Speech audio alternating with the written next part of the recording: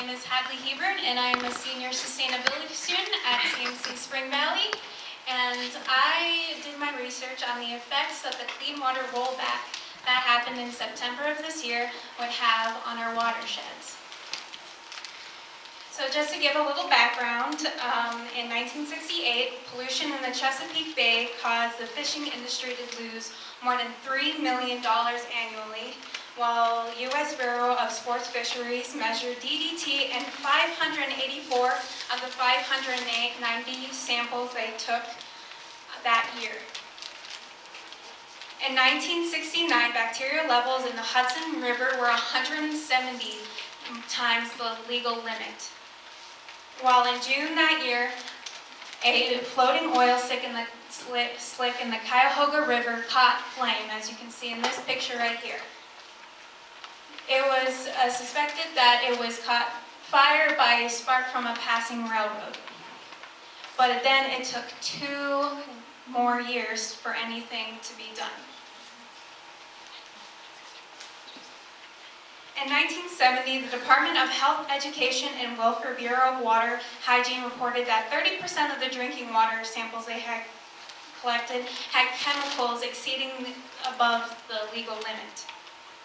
In 1971, the FDA reported that in February that year, that 87% of the swordfish samples had mercury levels that were off the charts, were above the legal limit.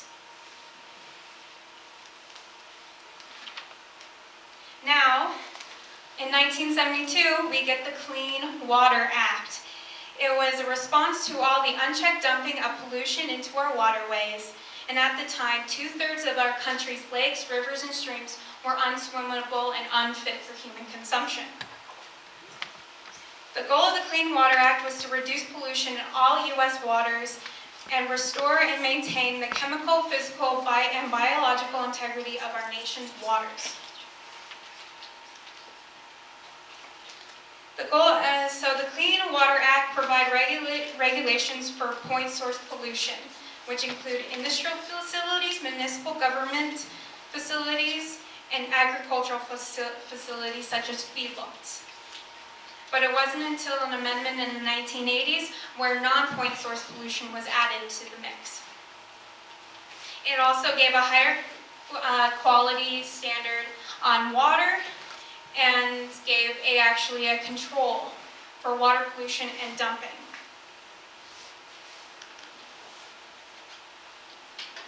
Fast forward to 2015, the Obama administration enacted the Clean Water Rule, or aka Waters of the United States, also known as WOTUS. So this picture just gives a little bit detail on what the Clean Water Rule does. It was originally published by the EPA and the United States Army Corps of Engineers to clarify water resource management in the United States under the provision of the Clean Water Act. The regulation defines the scope of federal water protections in a more consistent manner, particularly over streams, wetlands, which have significant hydrological and ecological purposes.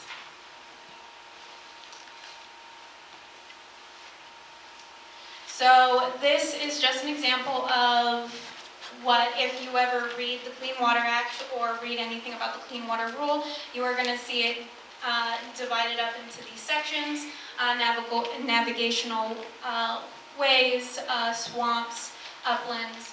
It's a little just bit of background.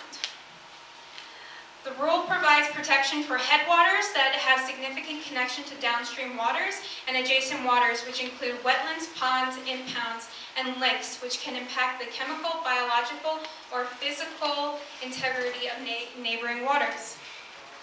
It also reduces the categories which are subjected by case-by-case analysis, making it easier to take these battles to court, and it made everything a lot clearer in the case of the law in court. Now, you might have heard that since the Trump administration first came to office, they've been trying to roll back the Clean Water Rule. Well, in September of this year, they were successful.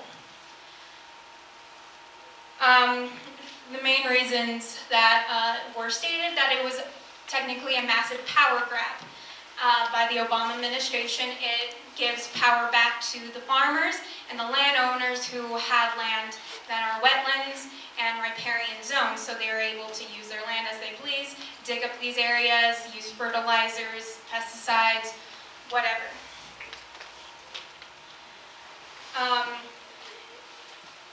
But however, it does greatly affect wetlands and makes court cases a lot more complicated.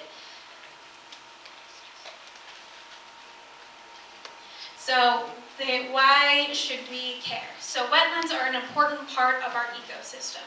They help store water throughout the year, slowly releasing it in the winter months and the fall months when we need water the most. It keeps streams and rivers going. They also help filter water. They filter water like a normal filter. They collect particles and different pollutants such as fertilizers, pesticides, et cetera, and it helps keep our watersheds clean.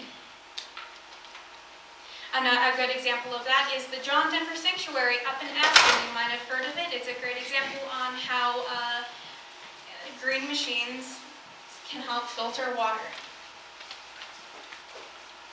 And yes, they do store water, and they're a huge, important part of our watershed. So not everyone is just is not just rolling over and showing their stomachs. There are some states that are fighting back. Maryland is one of these big states. Before the rollback, they already had extensive water laws that they had to clean up and restore the Chesapeake Bay. However, the new rollback does threaten to undo all the hard work they've done. General Brian Frosch says that the Trump administration is determined to weaken the Clean Water Act, threatens to undo the hard-won progress cleaning up waterways in Maryland and across the nation. And environmental advocates say that this may not affect Maryland as much, but as we all know, water travels. So they're afraid that water will travel down from Delaware and other states that don't have extensive water laws. So what can we do? We can advocate, write our politicians, speak up for these. Be the Lorax of the water. Be the Lorax for the wetlands. Speak up, fight. If you know someone who owns land with riparian zones and wetlands, please inform them. Do not let them dig it up. Do not write your local, your county, your state governments, because that is the biggest help to this. Thank you. Any questions? Yes? Do you have any information on how this dirty water rule can impact the Everglades? No, I just know that if it's not if the state does not already have protection over it, then there is a possibility that it could be dug up. Yes? Hadley, great presentation. I wanted to know if you gave any consideration to ways that we can address clean water without going through legislative channels. Are there other ways that we're approaching this, that we're able to accomplish some of these goals without having to, if we don't have the support of governments, or if we need that support? Yes, so start from the bottom. If you know somebody who has land that is wetlands, which probably all of you know one, because we are in very much riparian zones and wetland areas, just inform them, just let them know what can be done and how important these ecosystems are to our watershed and our entire community and our entire way of life. And then start working your way up. Advocate, inform. Education is probably the biggest thing to help everyone. And it's not necessarily going to state. start with your local governments, like, that are here right now. Tell the Glenwood or Carbondale mayor about this. Just start from the bottom and work your way up. I think it's the best way. Yeah. Any other questions? Oh, I have a question. So as you just mentioned, some people who are here today actually do have the power to implement regulations on a county or state or city level. You also mentioned that non-point source pollution sounds like that's one of the harder things to regulate. Would you say that's correct? That is correct. So if you were writing to a local official who actually does have the power to implement a regulation on, say, the county level, what do you think they could actually do to